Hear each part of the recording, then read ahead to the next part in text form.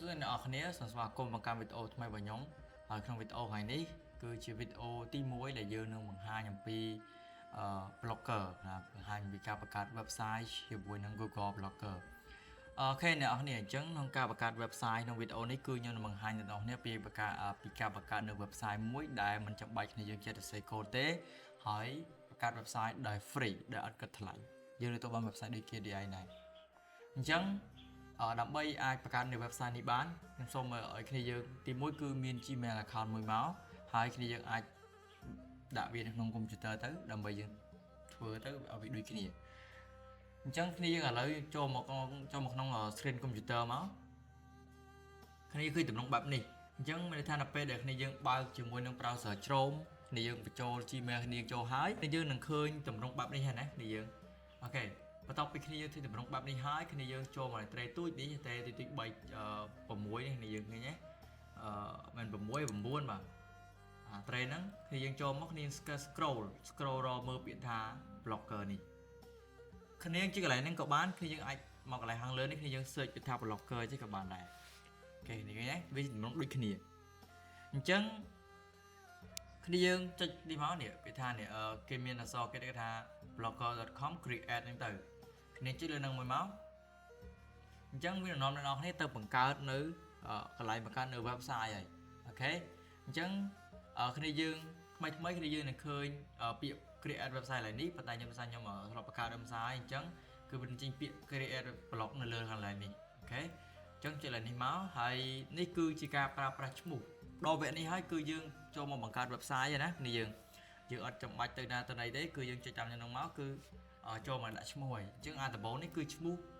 blog អ្នកនរគ្នាឬក៏ឈ្មោះ website របស់អ្នកនរគ្នានៅនេះចង់ដាក់ឈ្មោះអីគេ website របស់អ្នកនរគ្នាហ្នឹងណា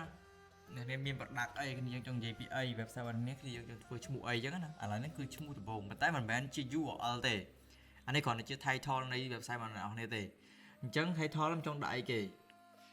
ខ្ញុំចង់ដាក់នេះទៅនេះ IT ទៅអូខេនេះ IT ដូចជានេះយើងដូចគេភ័យរបស់យើងដែរដាក់ឈ្មោះទៅអានេះ IT ហើយខ្ញុំដកឃ្លាមកខ្ញុំដាក់សនតិចទៅដាក់ថា technology អំបែរដាក់ថា new knowledge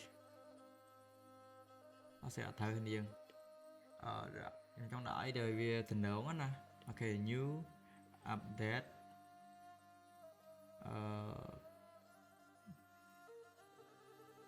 បាទ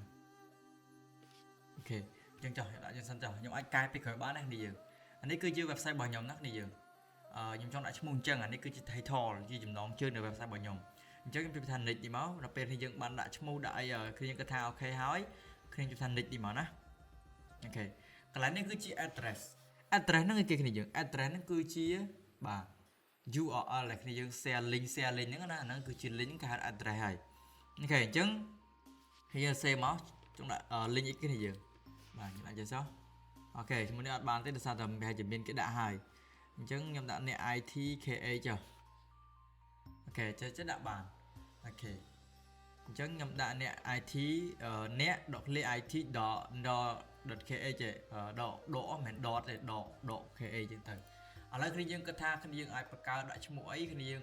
សំគ្នាយើងជាប់បានឈ្មោះហ្នឹងគ្នាដាក់ទៅប៉ុន្តែនេះគឺជាឈ្មោះរបស់ខ្ញុំដាក់ហើយចានឈ្មោះនេះគឺដាក់បានតែយើងទេអត់មានអ្នកណាអាចយករបស់យើងបានទេគឺយើងបង្កើតហើយគឺគ្មានអ្នកយករបស់យើងបានទេអូខេនេះសម្រាប់នេះគឺយើងបង្កើតនេះគឺមានតែយើងទេឈ្មោះហ្នឹងយើងចោះឈ្មោះហើយគឺគ្មានអ្នកណាអាចយករបស់យើងបានទេអញ្ចឹងគ្នាយើងដាក់អញ្ចឹងហើយមកគ្នាយើងថា sell មកអូខេបានហើយចំពោះគ្នាយើងដែលថ្មីគឺអត់ទាន់បានឡើយហ្នឹងទេគឺនៅសល់មួយប្លង់ទៀតដែលឲ្យគ្នាយើងហ្នឹងគឺធ្វើការដាក់ឈ្មោះ admin មានថាតើអ្នកគ្រប់គ្រងហ្នឹងត្រូវមានឈ្មោះគេដូចថាខ្ញុំឈ្មោះប្រុសមកខ្ញុំសេឈ្មោះខ្ញុំប្រុសមកអញ្ចឹងអ្នកគ្រប់គ្រងទៅលើ website មួយហ្នឹង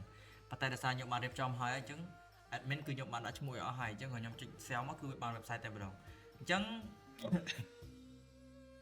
យើងគ្នាយើងចូលមកនេះគ្នាយើងចុចបថា view blog នេះមកអូខេនេះគឺជា website របស់អ្នកទាំងអស់គ្នាឃើញទេអញ្ចឹងយើងអត់តបានផុសយើងអត់តមាន content អីក្នុង website របស់យើងទេប៉ុន្តែយើងបាន website មួយហើយយើងអាច share link នេះទៅឲ្យមិត្តភ័ក្តិរបស់យើងអាចចូលមើលបាននេះ link ហ្នឹងណាគ្នាយើងអាចឲ្យមិត្តភ័ក្តិរបស់គ្នាយើងចូលមើលបាន តែបើយើងអត់មានអីទេអញ្ចឹងវីដេអូនេះខ្ញុំសូមបញ្ចប់ត្រឹមនេះហើយនេះគ្រាន់ជាវីដេអូមួយបើកឆាកនៃការបង្កើតលើ website ទេហើយវីដេអូក្រោយៗទៀតខ្ញុំនឹងប្រាប់គ្នាយើងពីរបៀបក្នុងការកែនៅទម្រង់នៃ website នេះបាទការបង្ហោះអត្ថបទការបង្កើតនៅផុសយើងសរសេរយើង add រូបភាពអីផ្សេងគឺខ្ញុំនឹងបង្ហាញនៅវីដេអូក្រោយអរគុណអ្នកទាំងអស់គ្នាសម្រាប់ការទស្សនាវីដេអូនេះជម្រាបលា